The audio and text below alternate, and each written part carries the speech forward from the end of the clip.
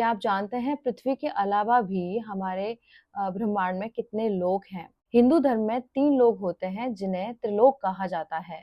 यह स्वर्गलोक, पृथ्वीलोक और पाताललोक। इसके बाद और भी कई सारे लोक हैं जिनमें से ऊर्ध्वलोक, भूलोक, अधोलोक। इनके अनुसार 14 लोक हैं, इनमें से 7 लोक पृथ्वी से ऊपर और 7 लोक पृथ्वी से नीचे हैं।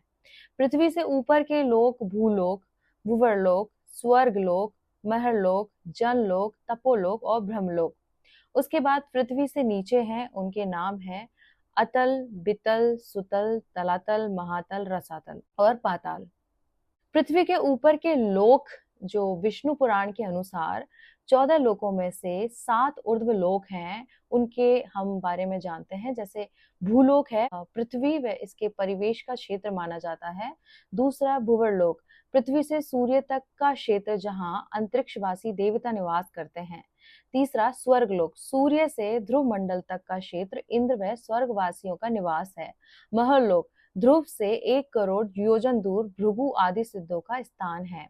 पांचवा है जनलोक, महरलोक से 2 करोड़ योजन दूर सनकादि ऋषियों का निवास है। छठा है तपोलोक, जनलोक से 8 करोड़ योजन ऊपर वैराग्य देवताओं का निवास है। सातवां है सत्यलोक, तपोलोक से 12 करोड़ योजन ऊपर ब्रह्मा का निवास स्थान है, जिसे ब्रह्मलोक भी कहते हैं।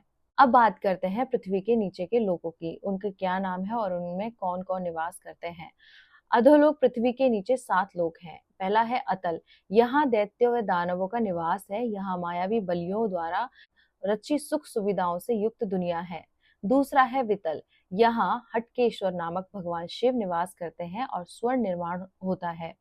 तीसरा है सुतल, यह भगवान विष्णु द्वारा दानवराज बलि को वरदान में दिया गया स्थान है जो सुख संपन्न है। चौथा है तलातल, यहाँ मायावी दानव माया का निवास है। यह लोक सुरक्षा और सुख समृद्धि से युक्त है। पांचवा है महातल, यह कद्रु के पुत्र नागों का निवास है, जैसे वासुकी या उग्र नाग निवास करते हैं। छठा है रसातल, यह दैत्य और असुरों का स्थान है, यहाँ सूर्य का प्रकाश नहीं पहुंचता है।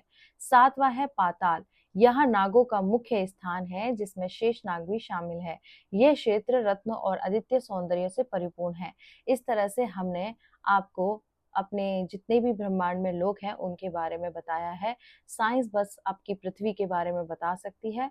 साइंस जहाँ खत्म होती है वहीं से अध्यात्म शुरू होता है, और हमारे ऋषि मुनि बहुत पहले से ही सब कुछ लिख चुके हैं और इन्हीं में से लोग सीख सीख के फिर हमें ही ज्ञान देते हैं।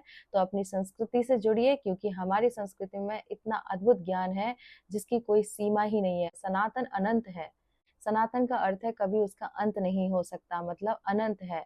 तो अनंत इतना है कि उसको जानना हमारे हर किसी की बस की बात नहीं है, लेकिन जितना जान पाए उतना जान लेना ही सही रहता है। तो ये जानकारी अच्छी लगी है तो शेयर कर दीजिए, लाइक कर दीजिए, सब्सक्राइब कर लीजिए ऐसी ही वीडियो के लिए, और बोलिए मेरे साथ ओम नमः पार्वती पते, हर हर महादेव, शिव शंभो।